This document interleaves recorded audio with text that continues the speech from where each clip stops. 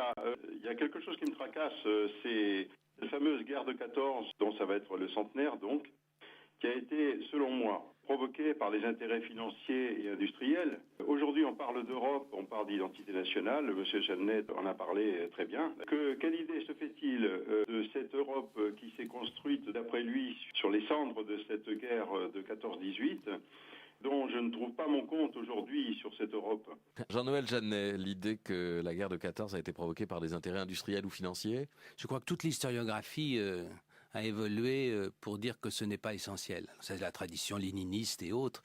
Même à gauche, même à l'extrême gauche, on remet beaucoup cela en cause. Il me semble que c'est beaucoup plus un système diplomatique qui est devenu fou, une sorte de machine infernale. Et une confrontation de nationalisme. Et que c'est les oppositions culturelles qui ont beaucoup plus compté. Il faudrait du temps pour développer ça. Naturellement, il y a eu quelques affrontements de puissances commerciales ou industrielles qui ont cherché dans l'appui des gouvernements, dans tel ou tel pays neuf, le moyen de développer contre l'autre sa prospérité. Mais cela, me semble-t-il, a été, on peut en débattre bien sûr, a été de peu d'importance par rapport à la réalité de l'incompréhension, de la rivalité des pouvoirs, des désirs de domination ici ou là.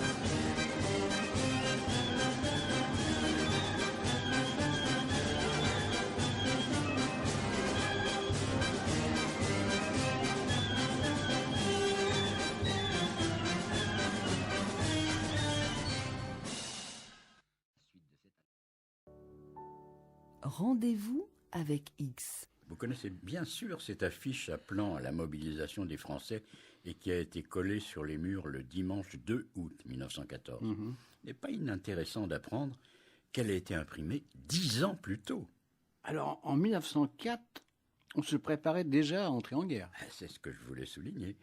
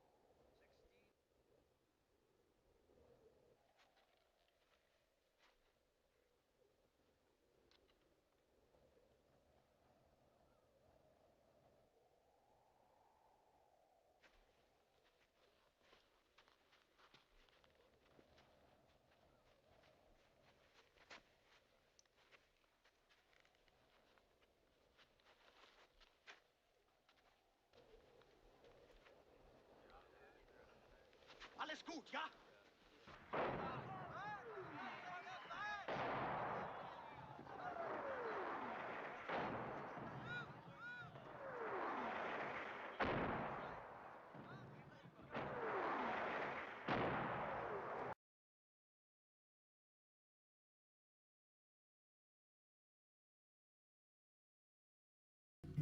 La politique coloniale est une manifestation internationale des lois éternelles de la concurrence.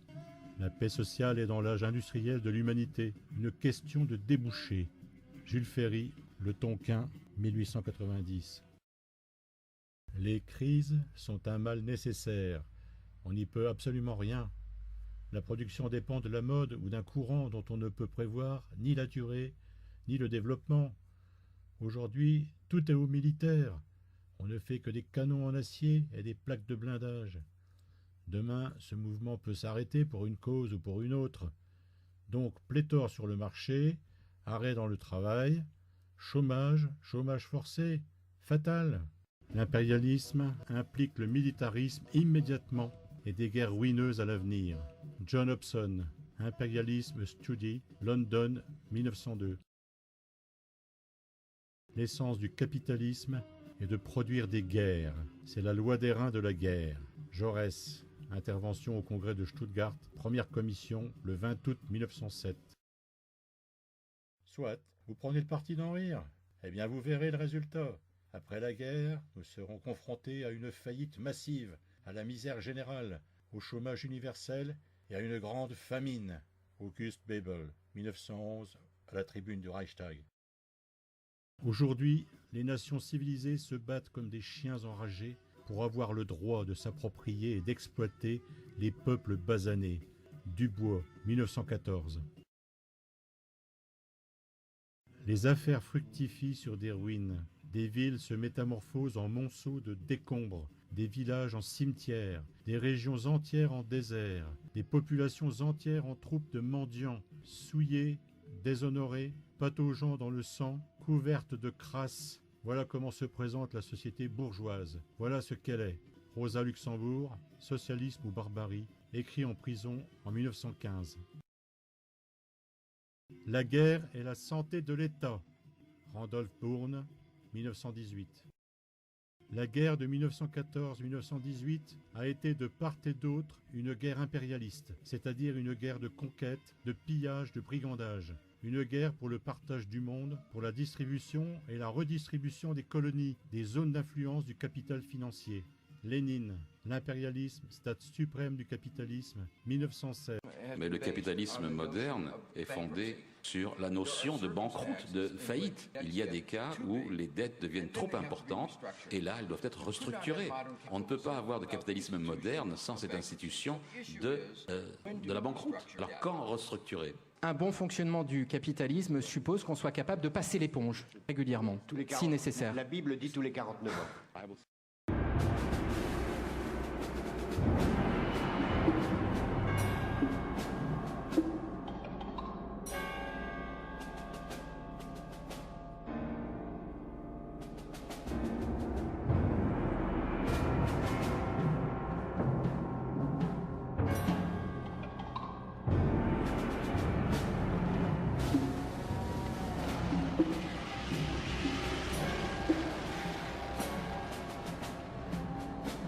19 mars 2003. L'Amérique envahit l'Irak. Une guerre qui va faire des dizaines de milliers de morts, attiser les rivalités régionales et ternir le prestige de la dernière superpuissance. American and coalition forces are in the early stages of military operations.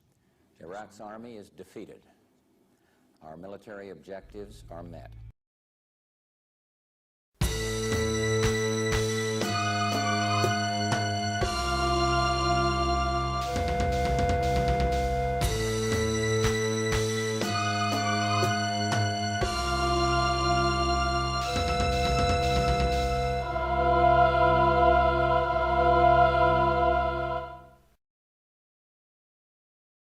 Il y a quelque chose que je suis très attaché, c'est que la France, de toute éternité, a toujours été du côté des opprimés et toujours été du côté des dictateurs. et toujours été du côté des dictateurs. Et toujours été du côté des dictateurs. Nous ne ferons pas d'intervention au sol, pas plus d'ailleurs que nous n'en faisons en Irak. C'est un principe qui n'est pas un principe posé parce que nous refuserions ce type d'intervention. Nous l'avons fait au Mali. Mais de dire aujourd'hui qu'on est victime d'une agression armée pour justifier une intervention unilatérale en Syrie, je pense qu'effectivement on rentre dans une logique un peu bushienne dont on a très bien vu les résultats absolument désastreux. Jean-Yves Le Drian a parlé à un moment de guerre juste. Alors il parlait du Mali à l'époque et la situation est un peu différente puisque le Mali nous appelle au secours. Mais c'est vrai qu'on a une... Elle sort de nulle part cette idée de guerre juste, pas plus que de guerre préventive dont on parlait à l'instant. En fait. Oui, c'est un vieux débat. Finalement, voilà, finalement on invente des termes au fur et à mesure qu'ils nous arrangent pour notre politique, vous croyez? Oui, au-delà du droit. Je pense qu'on le sait quand on est juriste, on habille les choses de façon à donner une apparence de légalité.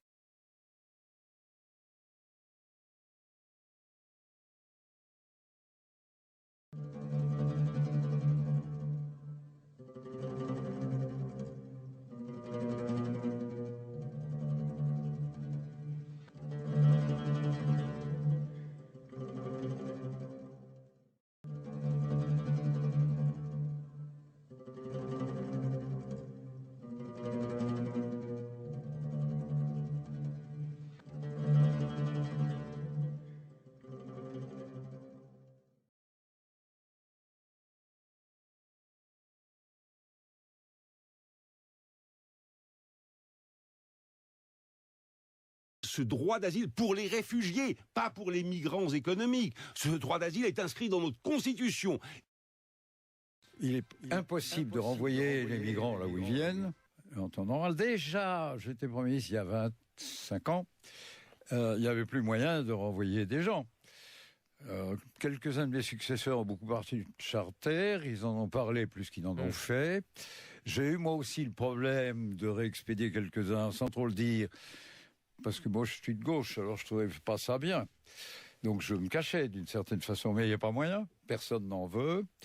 Ne sachant pas où les renvoyer, et c'est là que une de mes initiatives était les lois. La première, il y en a 3 ou 4, des lois qui obligent les maires à faire un certain pourcentage de logements sociaux.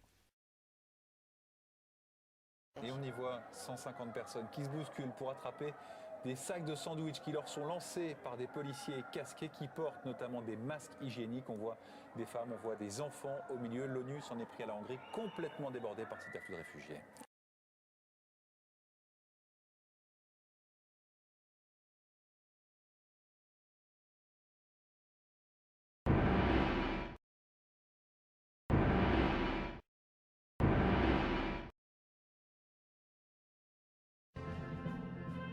Je me souviens de ce film. Il restitue le théâtre des opérations pratiquement en live, comme disent les Américains. Regardez, tout se passe à terrain découvert. Des centaines de milliers d'hommes se lancent à l'assaut des positions ennemies, exactement comme pour les campagnes napoléoniennes. Il faut dire que la bataille de Morhange, non loin de Metz, est particulièrement sanglante. Le 25 août, 25 000 Français tombent en une seule journée. Joffre, lui, a déjà trouvé ses coupables. N'importe comment il en faut. La responsabilité des échecs va donc à la troupe. Manque de discipline et de combativité, nous gueule Joffre. Quand je pense que Maru porte son nom. Il exige des cours martiales, il veut nous mater. Le gouvernement fuit Paris pour Bordeaux, et dès cet instant, la conduite de la guerre est l'affaire exclusive des militaires. Les généraux multiplient jugements sommaires et exécutions pour l'exemple, et nous, on est pris dans les rouages d'une loterie géante.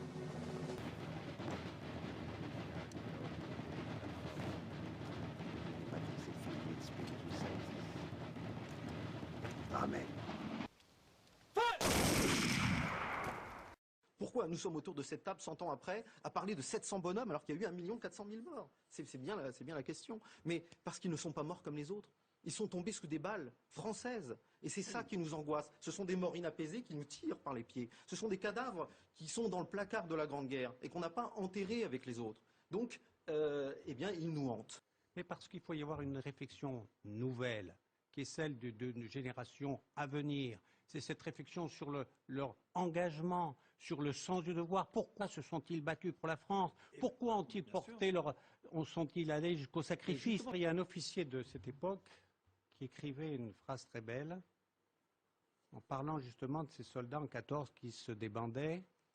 Il disait « Le cœur peut comprendre, le soldat ne peut pas absoudre.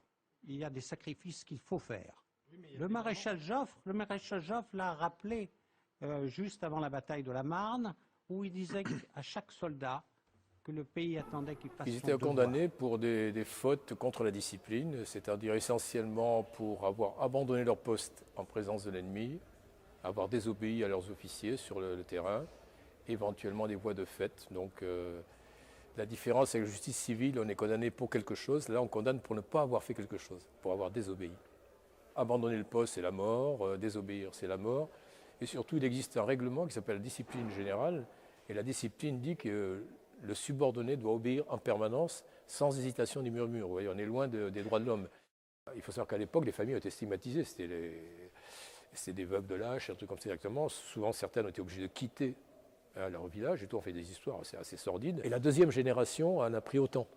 Pourquoi? Parce que c'est des gamins ou des gamines qui n'ont rien compris. Elles ont vu leur mère tout d'un coup, et ça les a traumatisés. J'ai découvert que, si vous voulez, que la première et deuxième génération ont été otages, à tel point que cette deuxième génération n'a pas parlé à la troisième.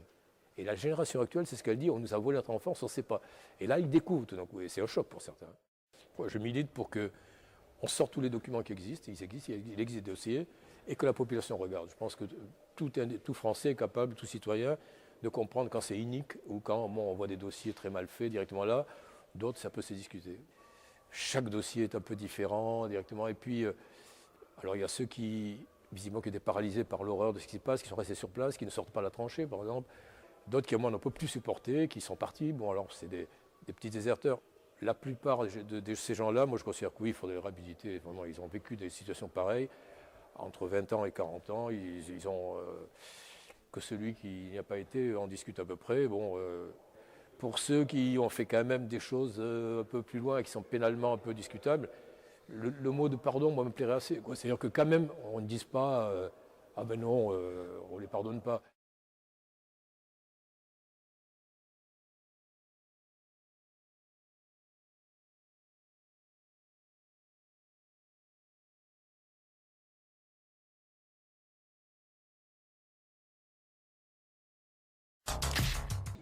Bonjour.